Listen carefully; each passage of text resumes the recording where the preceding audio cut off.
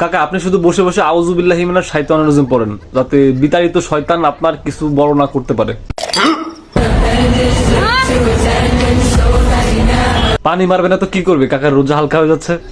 এইভাবে যদি সামনে দিয়ে ঘোরে, কাকার রোজা তো সন্ধ্যা পর্যন্ত 100 গ্রামে টিকবে না।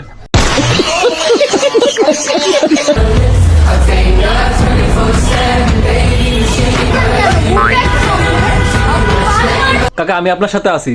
পানি মারেন, মুত মারেন, হাগু মারেন, এতেও যদি না যায় আমি দমকল বাহিনী নিয়ে আসতেছি।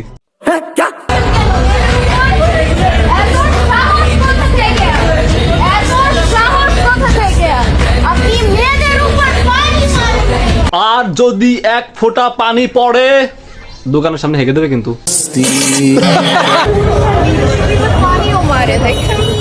এই রোজা রমজান মাসে আপনি কাকারে যা দেখাইছেন, আপনার পানি মারবে না তো রুয়াবজা মারবে। কাকার জায়গায় আমি হলে পানির বদলে তেল মেরে নিতাম।